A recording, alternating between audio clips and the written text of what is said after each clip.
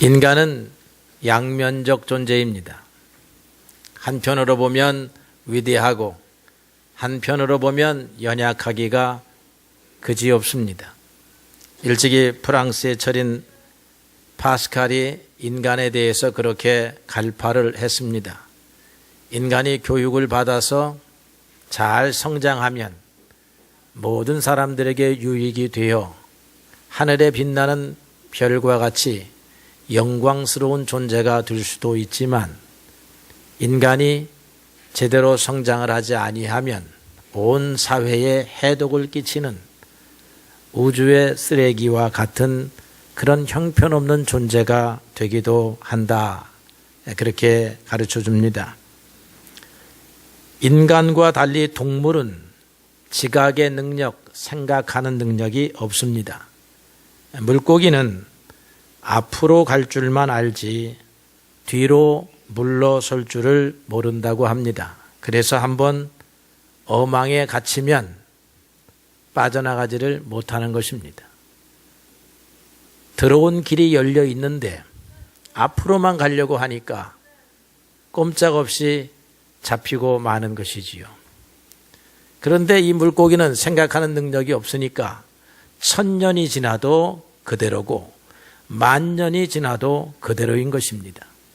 아마 물고기가 인간의 위협을 알고 머리를 쓸 줄 알았다라고 한다면 오늘날 이렇게 많이 잡히지 아니할 거라 생각합니다.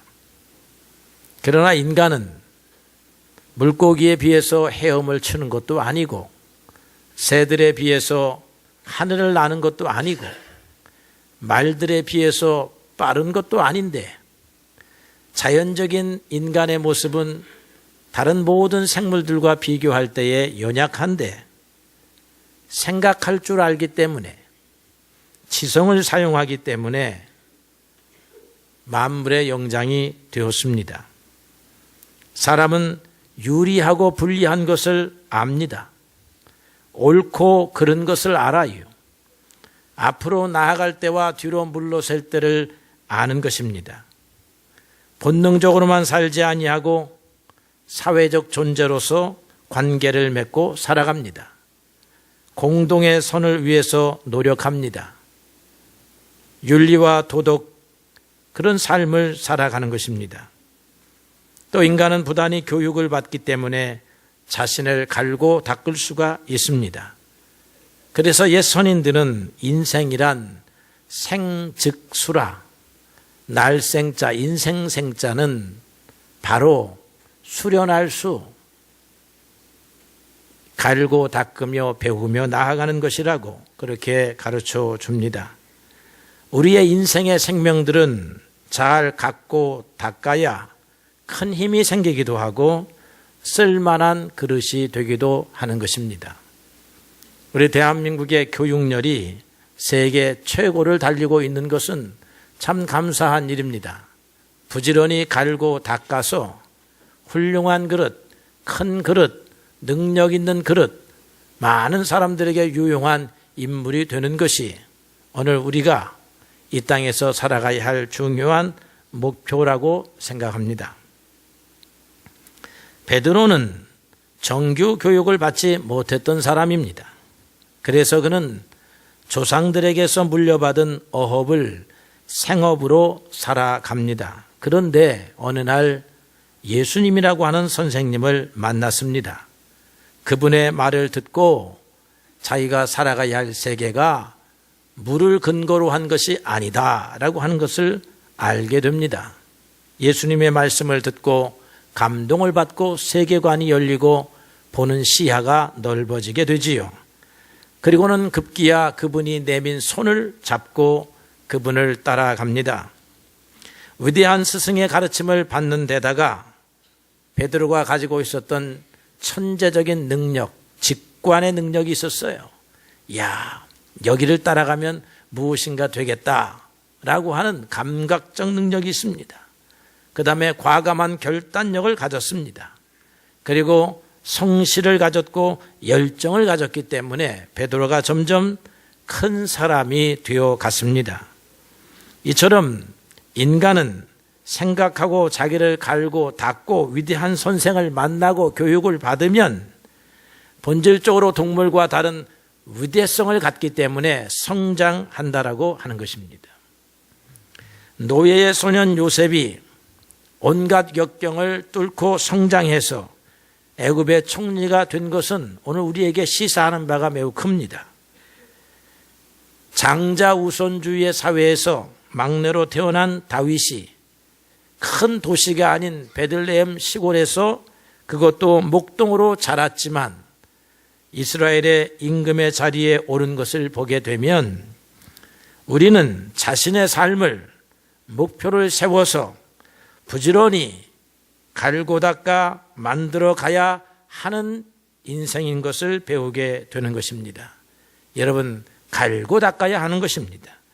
디모데후서 2장 20절 21절에 보게 되면 집에는 금그릇도 있고 은그릇도 있고 나무그릇도 있고 질그릇도 있는데 누구든지 자기를 깨끗게 하면 귀히 쓰는 그릇이 되어서 거룩하고 주인의 쓰심에 합당하게 될 것이라 그렇게 말하고 있습니다. 오늘 본문에서 주님과 대화를 나누는 베드로를 보면요, 옛날의 어부가 아니로구나. 물고기 한 마리 두 마리 세어가지고 그것을 장에다 팔아서 가족만을 기르는 양육하는 그런 베드로가 아닌 것임을 알 수 있어요. 주님의 수제자로 성장을 했음을 보여줍니다. 선생인 예수님께서 언젠가 너희가 나를 다 버릴 때가 올 것이다 라고 말씀하셨을 때에 베드로는 선생님, 다른 사람은 몰라도 저는 결코 그렇지 아니할 것입니다. 저는 선생님과 함께 죽을 것입니다 라고 그렇게 말을 하는 것을 보면, 그리고 그의 말이 조금 더 거짓이 없는 진실한 말인 것이었기 때문에 그런 면에서 보게 되면 베드로는 단단한 사람으로 그리고 큰 그릇으로 성장을 하게 된 것입니다. 인간은 또 두 가지 양면성을 갖는데 하나는 이기적이라고 하는 것이고 하나는 이타적이라고 하는 것입니다. 이기적인 삶을 벗어날 수 있는 인간은 없습니다. 모든 생물계가 그렇습니다. 자기만을 생각하는 이기성이 있어야 자기의 가족을 그리고 자기를 세워나갈 수가 있는 것입니다. 그러나 우리 인간은 이기적인 존재만이 아니라 그럼에도 불구하고 이타적 존재라 다른 사람의 모습을 살필 줄 알고 도울 줄 알고 측은히 여길 줄도 알고 공공의 목표에 자기 자신을 헌신할 수도 있고 이런 두 가지 양면성을 갖습니다. 이 두 가지가 균형을 이루어야 하는데 베드로는 옛날에 이기적인 존재, 자기 자신만을 아는 존재, 자기 집의 부요를 위해서는 이웃집의 것도 뺏을 수 있는 그런 사람에서 이제는 이웃과 나눌 수 있는 사람, 더 나아가서 더 많은 이타적 행위를 하는 그런 인물로 성장을 했습니다. 고기 한 마리에 죽고 살던 사람에게서 이제는 사람의 생명을 살리느냐 죽이느냐 하는 대로 그렇게 의식이 변화가 되고 성장을 했고 나중에는 진리의 목숨을 걸겠다라고 그렇게 말하고 있는 것입니다. 오늘 우리 베드로, 우리와 별반 다름이 없는 베드로요, 조건에서 보게 되면 우리보다 훨씬 못한 교육을 받은 베드로이지만 베드로가 고기 한 마리를 넘어서서 주님 앞에 진리의 목숨을 걸겠다라고 하였으니 오늘 우리도 이와 같은 베드로의 신앙을 본받아야 되리라 그렇게 믿습니다. 이렇게 성장하는 측면에서 하나님과 대화를 나누고 하나님의 뜻을 알아들을 수 있다고 하는 측면에서 인간은 위대한 것입니다. 오늘 여러분들이 신앙을 가졌다라고 하는 것은 위대하기 때문에 가능한 것입니다. 다른 길로도 갈 수 있었지만 그러나 하나님을 선택하고 하나님 안에서 인생을 도모할 수 있게 되었다라고 하는 것은 여러분들이 위대하기 때문에 그런 것입니다. 그러나 반면에 인간은 한없이 연약한 존재입니다. 지금까지의 베드로를 보게 되면 믿을 만한 사람이었습니다. 신용의 사람입니다. 신용의 사람이 되었다라고 하는 것은 귀한 사람이 되었다라고 하는 증거입니다. 베드로는 주님을 위하여, 선생님을 위하여 죽기를 불사하겠습니다 라고 말한 것을 증명이라도 하듯이 예수님이 끌려가신 대제사장 가야바의 집까지 쫓아갑니다. 비분강개의 마음으로 대문을 넘어서 안채로 들어가는 바깥들을 지나서 앞문까지 나아갔습니다. 이 얼마나 멋있는 발걸음입니까? 선생을 위하여, 진리를 위하여 위험의 자리에 당당하게 찾아나가는 베드로의 발걸음이야말로 참으로 멋진 발걸음이다, 이렇게 여겨지는 것입니다. 그런데 바깥들에서 한 여종의 지적을 받습니다. 너도 저 예수와 함께 있었도다. 베드로는 예상치 못한 질문에 당황합니다. 그리고는 부인하지요. 나는 네가 무슨 말을 하는지 모르겠다. 그렇게 해서 예수님과의 관계를 부인하게 됩니다. 그리고는 얼른 그 여종의 눈초리를 피하여 다른 길로 나아가지요. 앞문에서 다른 여종이 베드로를 알아봅니다. 그리고는 이번에는 여러 사람들 앞에 이야기합니다. 이 사람은 예수와 함께 있었던 사람입니다. 베드로는 상황이 점점 심각해지고 있다라고 하는 사실을 인식하고는 더 강하게 부인을 했습니다. 내가 맹세합니다. 나는 저 사람을 절대로 알지 못해요. 내가 맹세합니다. 그렇게 말합니다. 그리고는 또 얼른 그 자리를 피하여 한쪽으로 물러서 있습니다. 조금 있으니 여러 사람이 그를 알아보고 지적을 합니다. 내 말투를 들으니까 갈릴리 방언이로구나. 너도 예수와 분명히 한패거리였을 것이다 라고 말합니다. 베드로는 완전히 얼이 빠지고 정신이 나갑니다. 겁과 두려움이 한순간에 물밀듯이 밀려옵니다. 급기야 그는 선생을 저주합니다. 위험을 자각한 본능의 행위여 자기 보호를 위한 반사신경이 작동을 합니다. 그리고는 얼른 밖으로 도망쳐 나와왔습니다. 그때 닭이 울었고 베드로는 선생이 한 말이 생각이 났습니다. 오늘 밤 닭 울기 전에 내가 나를 3번 부인하리라. 베드로는 통곡하지 아니할 수가 없었습니다. 그렇게 사랑받고 신뢰받고 또 선생의 죽음과 함께 같이 하려고 하는 굳은 결심도 있었는데 위대한 제자 베드로는 결정적인 순간에 넘어지고 말았습니다. 성경은 고린도전서에서 선줄로 생각하는 자는 넘어질까 조심하라 그렇게 말하고 있습니다. 우리의 굳은 결심이 어느 한순간 어려움을 만나면 산산조각으로 부수어지는 것을 우리가 경험하고 삽니다. 베드로는 예수님을 안다라고 하는 이 단순한 사실, 그렇습니다, 나는 저분을 알고 있습니다 라고 하는 사실을 시인하지 못했습니다.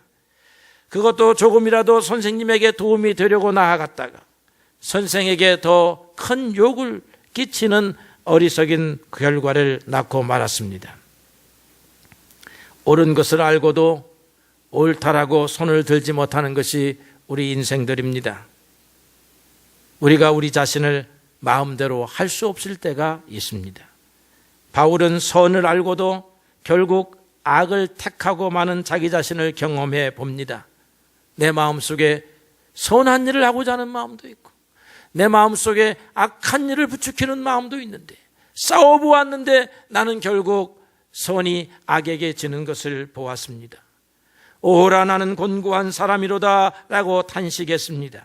이것이 인간의 근원적 연약함입니다.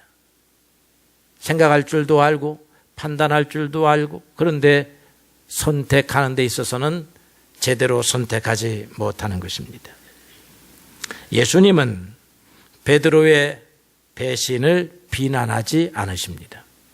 이게 오늘 우리가 하나님 앞에서 참으로 자비로우신 하나님 앞에서 숨을 쉴 수 있는 근거입니다. 오히려 예수님은 베드로의 배신을 알고 있었습니다. 내가 이 밤이 지나 새벽이 와 닭이 울기 전에 너는 나를 3번이나 부인하게 될 것이다. 우리가 후회하고 갈등하고 번복하고 배신하고 그렇게 해가면서 성장합니다. 우리가 잘 인용하고 잘 아는 시가 한 편이 있습니다. 도종환 시인이 흔들리며 피는 꽃이라고 하는 시인데, 대략의 내용이 두 절만 소개하면 이렇습니다. 흔들리지 않고 피는 꽃이 어디 있으랴. 바람과 비에 젖으며 따뜻한 꽃잎을 피웠나니 젖지 않고 가는 삶이 어디 있으랴. 인생을 살면 비바람에 흔들리고 젖고 떨어지고 깨어지고 부수어지고 한다는 것입니다. 우리 인생을 살다 보면 친구를 배신하기도 하고 자기의 생각을 번복하기도 하고 후회하기도 하고 갈등하기도 하고 결국은 잘못된 것을 선택하기도 하고 하면서 성장해 가는 것입니다.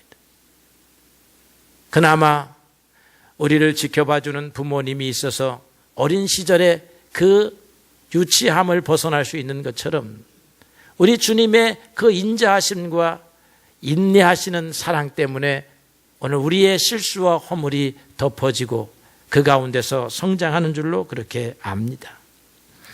우리 인간은 한 치 앞도 보지 못할 때가 있습니다.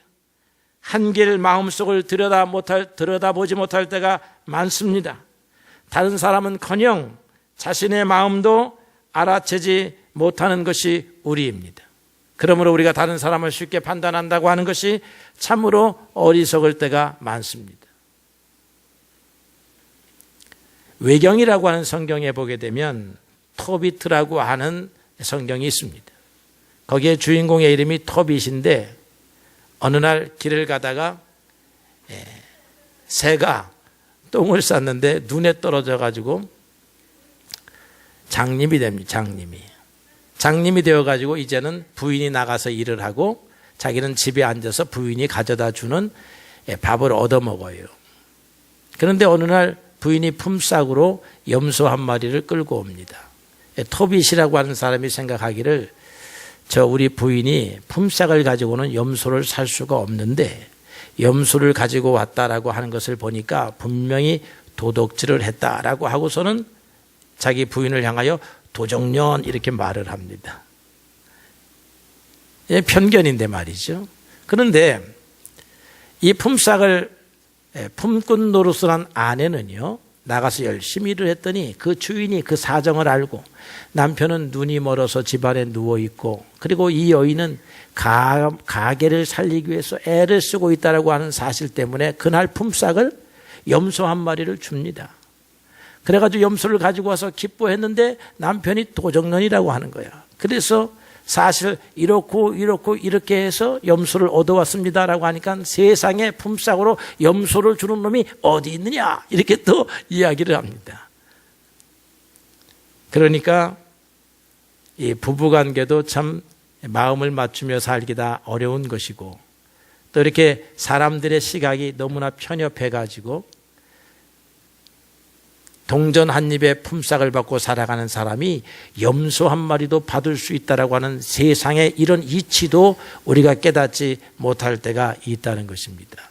이런 인간의 우매함과 어리석음 때문에 이 세상의 인간관계가 갈등이 오고 엉망일 때가 많은 것입니다.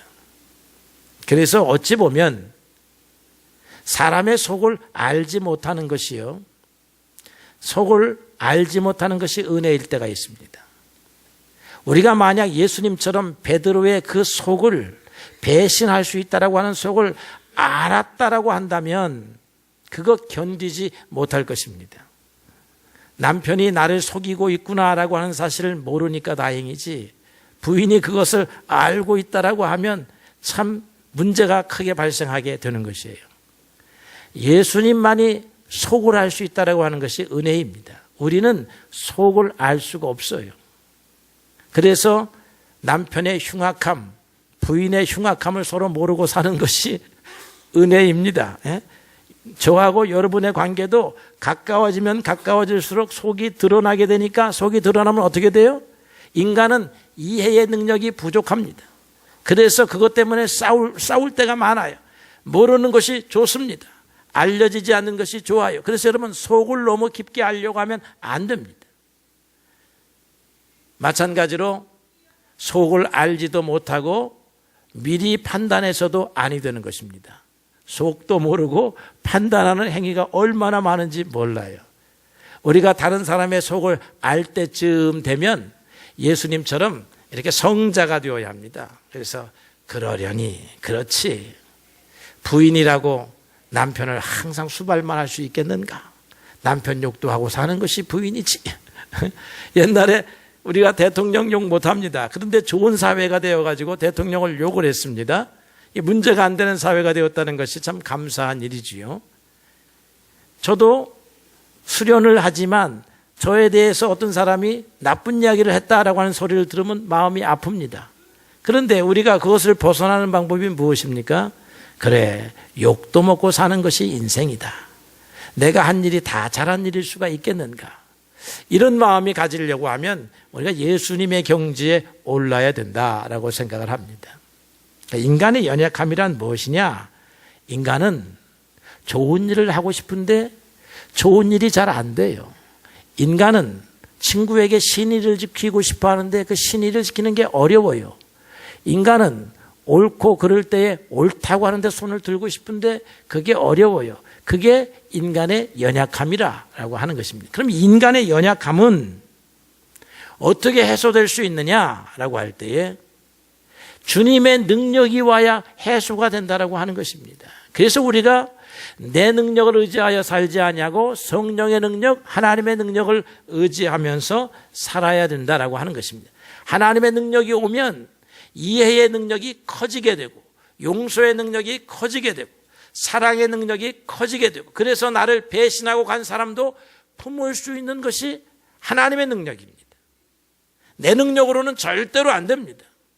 그래서 오늘 여러분들이 교회에 와서 하나님을 바라보는 것은 주여 내 능력으로 살지 말고 주님의 능력으로 살게 해 주시옵소서, 그렇게 기도하는 것입니다.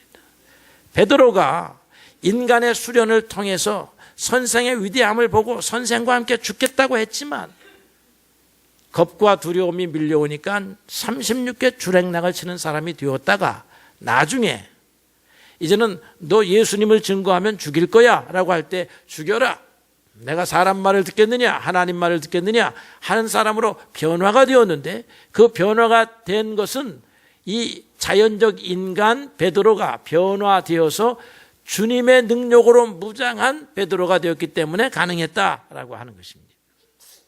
그래서 여러분, 내 안에 사는 것이 그리스도니 이게 중요한 것입니다. 나 혼자 살면 질그릇과 같은 인생이라 깨어지기 쉽고 배반하기 쉽고 다른 사람에게 실망 주기 쉬운 사람이지만 내 안에 그리스도가 들어왔으니 그리스도의 능력으로 살아서 다른 사람에게 신뢰받는 사람, 다른 사람에게 사랑하는 사람, 이해하는 사람, 능력 있는 사람으로 성장해 가는 것이죠. 그래서 인간의 위대함은 하나님의 능력 안에서 완성이 되는 것입니다. 동물과 비교해 보니까 인간의 위대성이 보입니다. 그런데 천사들이나 악한 세력하고 비교를 해보니까 인간이 한없이 초라합니다. 이 한없이 초라한 인간이 항상 바르고 옳은 것에 손을 들고 바르고 옳은 길을 갈 수 있는 것은 우리 안에 우리를 인도하시는 하나님의 능력, 성령의 능력이 와야 가능한 것입니다. 그래서 여러분들이 성경을 읽는 거예요. 성경은 하나님의 감동으로 되어진 것으로서 하나님의 사람으로 온전케 한다, 그렇게 말했습니다. 우리의 온전함은 우리 힘으로 오는 것이 아니라 하나님의 능력에서 오는 것입니다. 하나님의 말씀을 읽고 하나님의 말씀으로 교육을 받고 하나님의 인도를 받을 때에 우리는 비로소 온전함을 택할 수 있고 온전한 행위를 할 수 있게 되었더라라고 하는 것이죠. 여러분, 하나님은 여러분들이 위대한 사람 되기를 바라십니다. 온전한 사람 되기를 바랍니다. 이 사회에 빛나는 인물들이 되기를 원하십니다. 그러려고 하면 하나님 앞으로 가까이 가십시오. 하나님의 말씀으로 자기 자신을 갈고 닦으십시오. 세상의 기술 교육으로 갈고 닦는 것은 한계가 있지만 하나님의 말씀으로 자기 자신을 갈고 닦게 되면 여러분들이 하나님의 위대한 사람으로 이 땅에 별과 같이 빛나는 사람으로 모든 사람들에게 사랑받고 존경받는 인물이 될 줄로 믿습니다. 오늘 2018년도 두 번째 주일을 맞이해서 여러분의 연약함이 점점 작아지고 여러분의 위대함이 점점 커지는 그런 새해를 맞이하시기를 주님의 이름으로 축복합니다.